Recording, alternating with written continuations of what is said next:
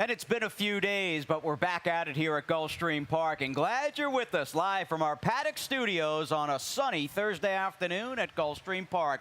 Keisha Courtney, Jason Blewett alongside. Hope you had a good few dark days, but it's back to work here at Gulfstream Park. And the beauty of today's card, Keisha, on this Thursday is, A, we're off and running in August, and B, we really start a big week here at Gulfstream. We do. Everything gearing up towards Saturday with the Florida Sire Stakes. The first leg, we'll see the Dr. Fager and the Desert Vixen. Excuse me, I'm getting ahead of myself. I've just been looking up all of the stats for the Florida Sire Stakes. There's plenty to look up. There is a lot to look up. But Saturday, August 5th, and don't forget, first post that day will be 12:10 with 13 races on tap. But should be really fun to see those Florida 2-year-olds on showcase. As Arundel Farm, Stanley Gold, and the freshman stallion brethren have the major players, in fact, back-to-back favorites. We await, certainly with some anxious moments, Jay Stone's morning line. I'm curious what price he'll make Awesome Mass and the Desert Vixen off her near 12-length victory last time out. And then they've got Dunk returning in race number 12 in the Dr. Fager. Both those horses likely going favored late in the Saturday program with the 13 races.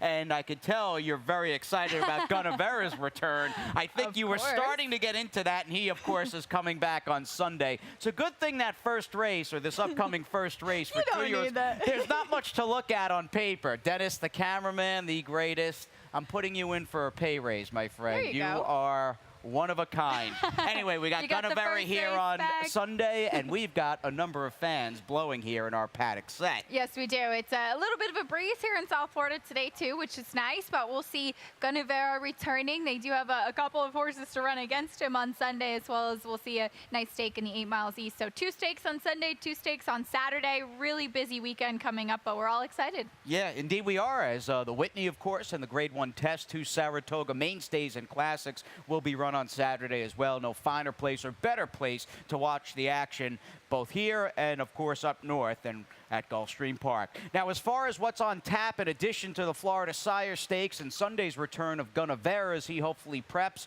for the Travers and/or the Pennsylvania Derby here over the main track, we've got Ron Nicoletti, a classic very much in every sense of the word. He is up. He's one of the greatest guys I've ever met in all my years working at the track. Happy to work with him and you, and of course track announcer Pete Aiello. And Ronnie's up next in Beat the Expert. We have a lot of fun around here, in case you didn't notice. We have a good time at Gulfstream Park, but Ron is up. He's showing off his guns.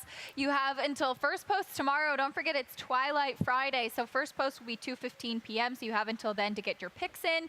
And after you beat Ron and Beat the Expert, you can stick around for some live music here at Gulfstream for Twilight Friday action. Yes, before we began, Keisha off camera was saying just how pumped up she is for that soulful rock and pop band to be playing up in the Sport of Kings on the 2nd floor here at Gulfstream Park. And as we get underway, just want to remind everybody, speaking of the Sport of Kings, we taped our weekly Gulfstream Weekly. Every Wednesday, our Dark Day show, per se, over the summer. Taped the latest edition yesterday, Acacia, myself, and Ron. There was a lot to talk about with the 3-year-old picture, some of the recent 2-year-old winners at Gulfstream Park, and, of course, Ronnie's horses to watch as we start out the week. In fact, one of them running in today's 10th race. And you don't want to miss that Monster Key race angle that Ron brings out. Some really good stuff there as we talk about Gulfstream and around the country. All right, fast and firm, and quick rundown here of the carryovers. We've only got one for you, but a couple of friendly reminders as far as both pick fives, their starting points, and obviously the early one gets underway in race number 1,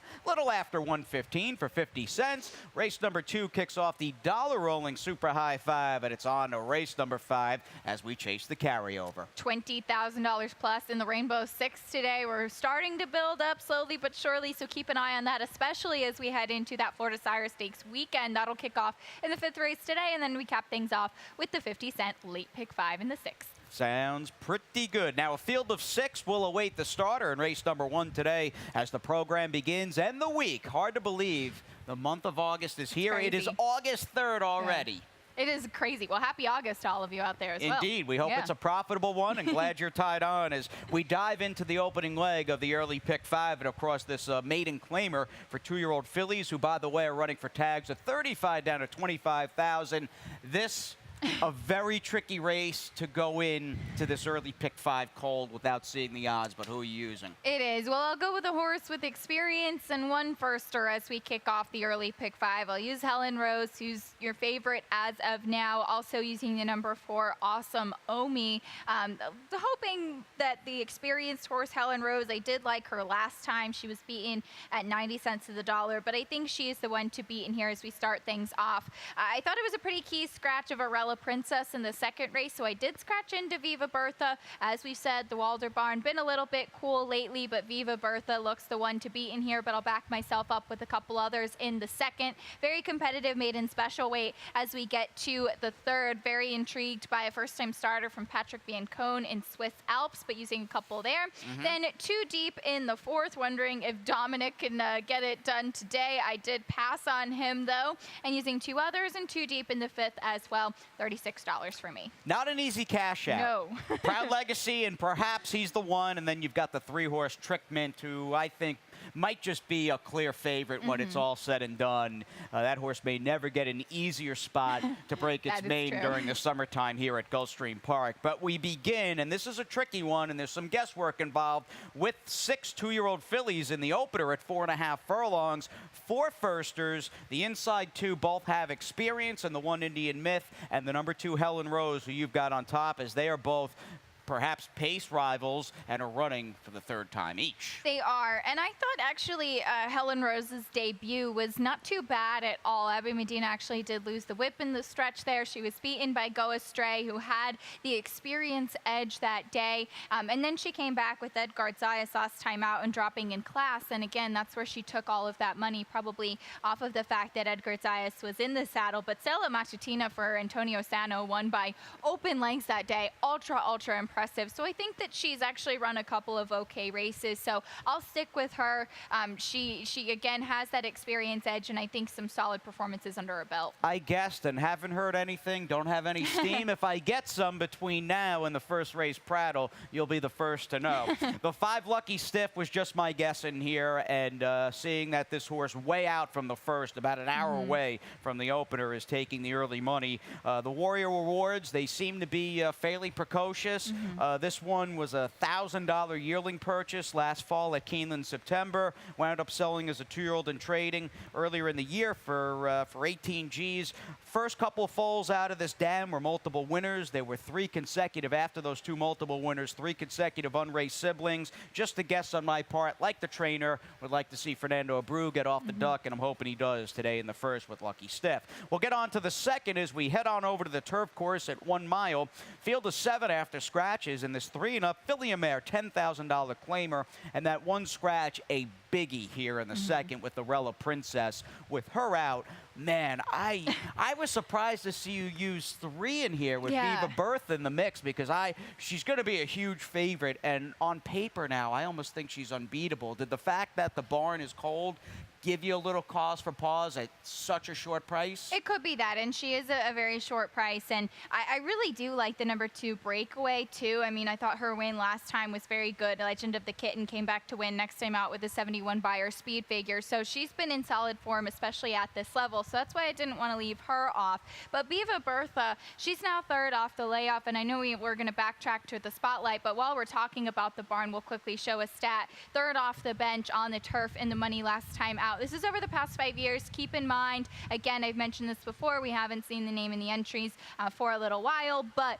very good numbers all in all. It is a negative ROI. I do expect Viva Bertha to be a short price favorite today, but she certainly does look to be the class in here. Yeah, she is just a tough mare, a 12-time winner who's come back as good as she's been in recent times as an 8-year-old, and she didn't have much luck at the draw most recently. Post number 12 on the 4th of July, running in that day's 9th race. We will show you the trip she wound up pulling, and I think her rider that day, Misael Jaramillo, did everything he possibly could. You watch, she's the number 12, white blinkers outside. I mean, it really essentially quarter horsed almost into a drive into that first turn. The problem again with that post, and I think Jaramillo played the hand that he was dealt perfectly, is clearly she started to get pretty keen and rank midway around that first turn. And despite never having a breather and the fact that she had to run hard seemingly every stride and every step of the way, it wasn't until deep stretch that she finally started to weaken.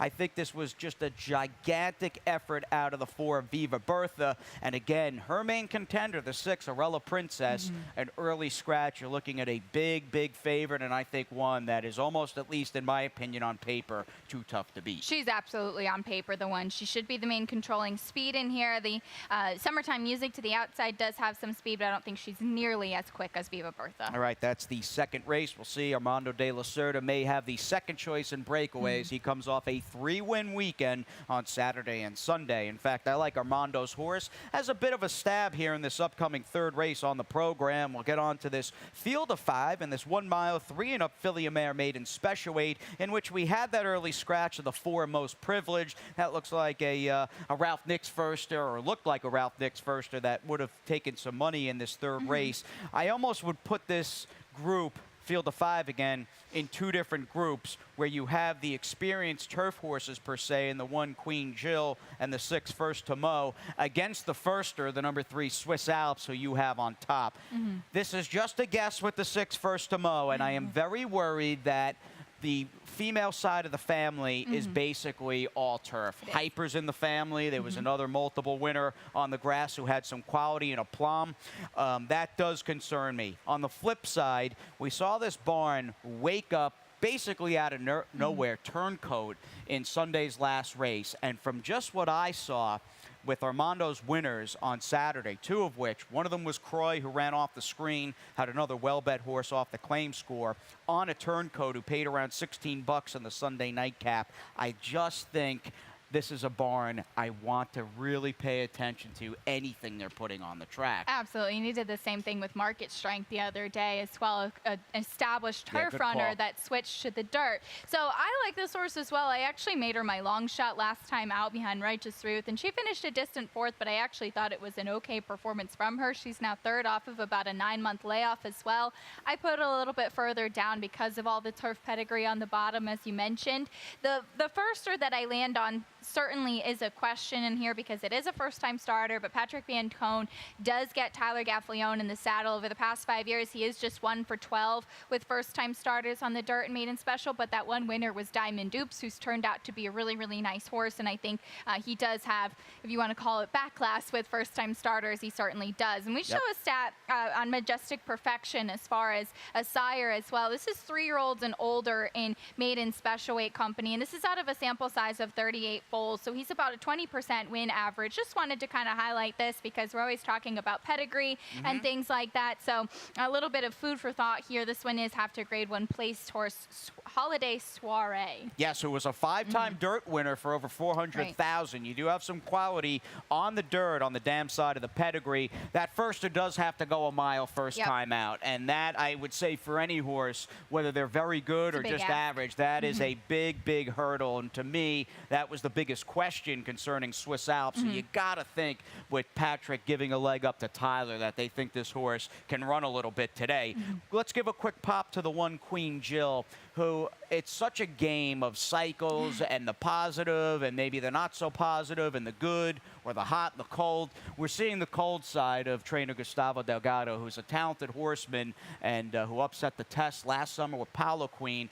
After watching Mahesto kind of go through the motions here late in the card Sunday afternoon, I feel like on paper Queen Jill is the horse to beat, but something's got to give sooner or later with this barn, and at a short price, that was the main reason I couldn't pick her. I absolutely agree with you. She's actually run well in her last 2 turf starts. They take her back to the dirt now. What I think is encouraging, certainly, is that she has had 8 starts so far, but they have kept her at maiden special weight. They haven't dropped her. That's certainly, I think, a good thing. And she's run against some really tough horses in the likes of Eva London, even in special weight company on the dirt. she is the one to beat, but for all the reasons you mentioned, I couldn't put her right on top. I do think Doritza, though, who had an incredibly wide trip last time, several kind of wanted the lead, and she was kind of at the back and trying to close. I think that she might be one who maybe could run at a bit of a price. Yeah, maybe I underestimated her a little bit. I am not in love with that field coming out of the rainfall race on July 6th, but in the context, she did run well, and maybe this is a mineshaft filly who's starting to really kind of figure things out with some solid foundation under her belt. We'll move on to race number 4 here as we continue on, and it's back to the turf we go with this 5-furlong, $25,000 maiden claiming race for 3 and up. Kind of chuckled when you were talking about Dominic in your early pick 5 and perhaps not using the horse in race number 4.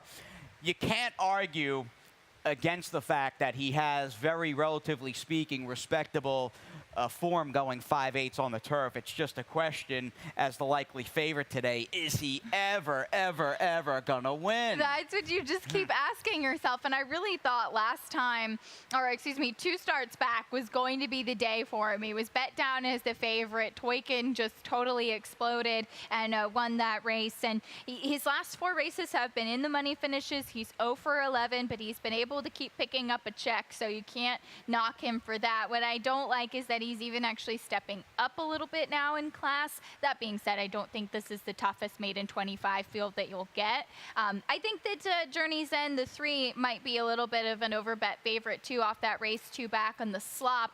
I think that he does have to prove himself on the turf, so I just went with the speed and the turn back in distance and Walter Jeep. I know that this is a big question as well. Yeah, going 5 on the turf is the question with Walter Jeep. I don't think, as we learn, or at least I learn, the horse population, obviously you and Ronnie were very much entrenched with the local horse scene.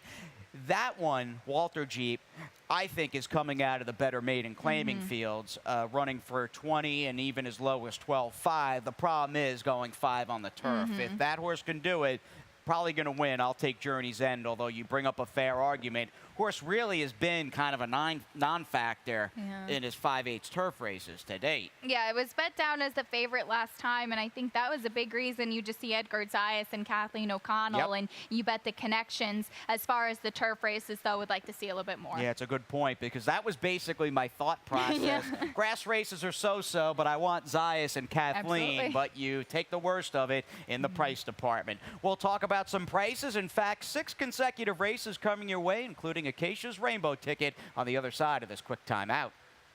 At ExpressBet, we celebrate the champions that make horse racing great. That's why we provide more ways to bet from more places than ever. We've built an entire family of brands to give players more of the rewards they deserve, give bettors the information they need to win, and provide a community for horse bettors. Because the best way to support the champions of horse racing is to champion horse racing. ExpressBet. We are racing. Hey, South Florida, it's time to get social at sunset. This summer at Gulfstream Park, as the sun goes down, the scene heats up. Join us each week for Twilight Racing Fridays, a fusion of horse racing, food and drink specials, and live performances by local bands. Enter drawings and play horse racing bingo, your chance to win incredible prizes. Live racing begins at 2:15. Admission and parking are free. Visit GulfstreamPark.com for more details. Gulfstream Park, Twilight Racing Fridays. Get social at sunset.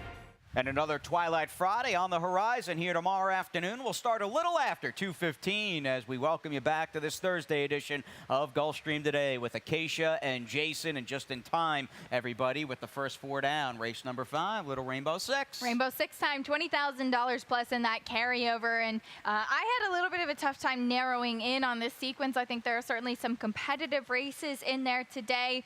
And we start off in the 5th race, as you mentioned, cash out for the early pick 5 and the beginning of the Rainbow 6. I used Proud Legacy and Trick Mint, but if I could have, I would have gone deeper, because this is an anything can happen race. Just using 2 deep in the 2nd as well. I have I've searched for Sammy for a while, so that'll be my top pick in there. 2 deep in the 7th, though she's got the look, will certainly be, I think, a heavy favorite. But Easy's Mistress, you can't discredit. She's run against some tough competition. 3 deep in the 8th, Wineless, the horse to beat, in my opinion, in there. 3 in the 9th as well, another wide open one, and then 3 deep in the finale tonight, 43-20. That seems to be Ron Nicoletti's magic I know. number. So Hopefully it's the magic number for me too today. I'm feeling some good karma and some good Rainbow Six vibes for that ticket. Now, the 5th race cast begins the sequence, of course, a 3-and-up filly and mare, $20,000 to $16,000 maiden claimer. I admit my top pick, the 4 Ryamore, doesn't look all that great on paper. I'll just say I've been waiting for horses to run back who had outside trips, mainly in the stretch here, over that wet track July 14th. We had heavy thunderstorms before that Twilight Friday program began, and although Ryamore was able to sit on the rail up until the top of the stretch, angled out, finished okay, and to me, this horse is an against the bias bet back. Not the strongest one that's running over the next few days. I got a few more coming up, but I'm going to take Ryamore over the number 3 Trickmint, who, if that horse can run at all here, relatively speaking, probably going to win. I just went on the drop as far as you look at a fast main track race was made in special weight. You totally put a line through the last one. He didn't race, unfortunately, lost the rider after the start. So technically going from maiden special weight to 20,000 and gets Miguel Vasquez in the saddle, which is never a bad thing. He's been riding in excellent form lately. So, excuse me, if this filly is able to run after a bit of a freshening since June 8th, she should be the one in here. You mentioned Proud Legacy before. This looks to be the speed from the rail, though. The last race was on the turf. Now second off the layoff, big questions in there. As I said, this is kind of an anything can happen race. It's a real grab bag of maiden claimers. If Trickmint, all is good with her, especially with Miguel taking the call, she might be too tough. But again, kind of have that bias play in mind as she comes out, Ryamore, off a day that was just, at least as far as the dirt, dominated by inside trips and inside speed. Race number 6 begins the late pick 5. We're back on the turf for this 1 mile, 3-and-up filly and mare, 12-5 maiden claimer. Quick rundown of my late pick 5 ticket, and we do have that huge drop down later in the day, and she's got the look. I did not single her, however, in race number 7 as I used the 5. Another class dropper, a horse that's running back for $30K, and the 5 Easy's Mistress. In this opening leg, we're going to use Miss Americane and the number 6 Gone to Dixie as Miss Americane comes off that wild field, that key race event last time out. Little separation in the turf sprint in the 8th. A bit of a shaky single. I admit that going in the 9th race with the number 7 horse Flying Dude, who I think can handle the mile, and that might be her biggest feather in the cap today. And the trio again that I used in the nightcap, the 1, 7, and 8, I thought they just looked a little better going that specialized 5 furlong distance. Now, when talking about this 6th race, Acacia, we've got horses today both in the 6th and in the 10th who are dropping out of the 9th race here on June 30th, which this chart will show you has been one of the most fruitful races of all time here at Gulfstream Park. I would say so. 6 have run back. We've had 5 next out winners. All these horses in italics. It's incredible. Could Miss Americane make it 6 next out winners? It's really amazing. As you said, 5 next out winners from this race. Getting another bit of class relief. She had an outside post last time. I thought that she kind of finished up a little bit of a lackluster performance, and that's why I did use her a little bit further down, maybe preferring some others. But if that race continues to be as fruitful as it has been, then she's absolutely got that in her corner for sure. Now, the one that you landed on, the 6 Gone to Dixie, I think probably on paper is the most reliable, but this horse was 0 for 20, so I had to take a little bit of a pause with this one. A lot of chances with that one. Logical contender, obviously, and I love that she's getting a switch to Luca Panici, but you're taking a potential favorite who is trying to make it 1 for 21. There's enough caution in that statement alone. Search for Sammy. You didn't have to look hard. Number 1 in your program and maybe on the finish line. What do you like about that filly? Well, it's definitely a question as well. I think that she has a little bit of a good closing kick. I've just always been impressed with her physically in her last couple of starts on the turf, and that she does come out of a race that produced 2 next out winners. All right, moving on to race number 7, and we'll go back in the time vault, the spotlight vault, if you will, if she's got the look, who hasn't had much of a look at all over her last couple of races. Let's date ourselves here as we go back to August 4th of 2016 over at Gulfstream Park on the main track. She was tipped out, she was 2-5, and she won her first start by just under 20 lengths. That, of course, preceded a layoff from August 4th through May 14th, and since returning, losses at 4-5 and 2-1. What do you do today where she's got the look? So I ended up picking her on top in here, but as I said, we're talking about the tickets, I'm going to use Easy's Mistress as well, who has faced some tough competition. I remember when she's got the look won, and everybody was saying,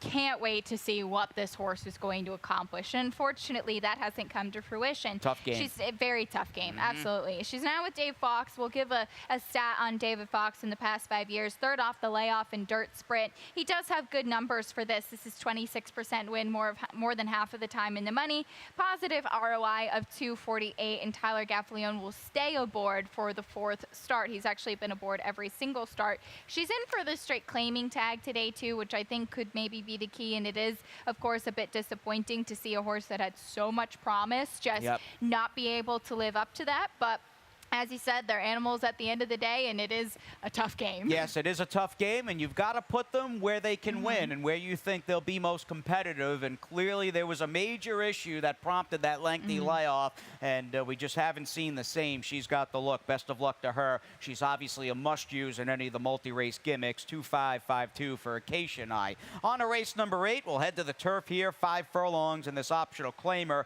and a last-out effort. And these 5 furlong races on the turf clearly appear tricky races to ride for the most part. And going back to Wine List, this one's last race back on June 23rd, it was just a race, and we're going to show you it basically from start to finish, that nothing went right or close to start to finish. The number 8 horse that afternoon, good start. This is great. Horse on the outside, however, comes over. You see the slight steady, and in that white cap will steady out from between horses. Now, as far as working out any kind of trip after losing all that position, this is an effort and tour around the Gulfstream turf course that'll get even wackier and more impossible. We're heading into the far turn. Ground loss. Well, this was the antithesis of a ground-saving trip. Just taking this horse out there 4-5 wide, and really just a no-win situation for Wine List, and you can forgive, I think, that 6th place finish. Yes, you can. Not to mention Blackjack Baby came back to win the next time out with an 85 buyer speed figure. You can see Wine List on the outside. He's almost out of the screen right now. So incredibly wide, I think early on, and they do this sometimes. He lifted his head, he hollowed his back, and just there was no controlling him. So I like to see a stronger rider in the saddle today. You think Tyler Gaffalione will be able to kind of control this horse a little bit better, get him in a better stalking trip from the rail, because he does have some natural speed. So I did end up picking him off of that wild trip and just the quality of competition that he's been facing in his last couple. Well, quickly, I should say, show you the number 5, Mock My Day, who comes out of a narrow third as well, and this is where Nicky Figueroa lands on. He rode Wine List and Mock My Day last time out. Good trip up until this point. Things were working out well, and in the end, it was a case of Mock My Day and the white blinkers and the green cap trying to go outside. The door gets closed. This horse kind of gets blind switched and then is forced to rally from down inside, and that's always a tough thing for any horse to do, especially going 5/8 on the turf. All in all, I thought a respectable effort most recently out of the 5, Mock My Day, and a major player in race number 8, a race, in fact, that is chock full of them. Race number 9 on the program, big field here as we wrap up the action on the dirt with this 3-and-up filly mare 2 lifetime claimer. Admittedly, I underestimated the 4 Miss Contessa. I just missed her going through. It's a good chance she's going to win the race, or at the worst case scenario being the exacta, but I had single to 7 Flying Dude on the basis and the strengths of her last race, which was okay going this demanding mile. It was okay, and I don't fully trust her in here. I think the quality of what she faced last time was okay, but she ran okay. just went with Miss Contessa on the pure drop down, like that Luca Panici still in the saddle. And you see how pervasive those wet tracks have been with Miss Contessa. She gets a hot and sunny day with the fast track to run here at Gulfstream Park, and just a major, major player. Race number 10, we'll wrap it up here as we start the run short on time. A 3-and-up filly mare, 12-5 maiden claimer. Big field on the turf, and you and I both want the 8 I'm a Curious Lady, who quickly will show you this one's last trip on July 20th. You would think, and not that the chart call or the PPs are inaccurate, but looking at this race on paper, it looks like maybe I'm a Curious Lady that afternoon, as the number 10 horse was able to kind of work out a ground-saving stalking trip inside. There she is way outside in the red cap and just out there in no man's land, chasing 4 wide throughout. Any sort of racing luck will bode well for her today. And she really improved, considering that she had that outside post and she was making her first start for Dave Cass, and it was a significant drop from maiden special weight at Monmouth to the 12.5 last time. And I thought, all things considered, she actually ran okay. She's actually 6-1 on the morning line, so if you get any kind of price like that, it'll certainly be a good thing. Now, you do have Sierra Love right next to her, turning back in distance, also coming out of that huge monster key race. And this was Ron Nicoletti's Thursday play on Gulfstream Weekly, which is up on our YouTube channel. We invite you to check it out. We'll be with you all day long. In fact, Ronnie and I, Acacia's going to hit the road. We'll have you back for Gulfstream today, tomorrow on that Twilight Friday card. Best of luck, everybody, here at the races. And Pete Aiello's coming up in a few seconds with your scratches and changes.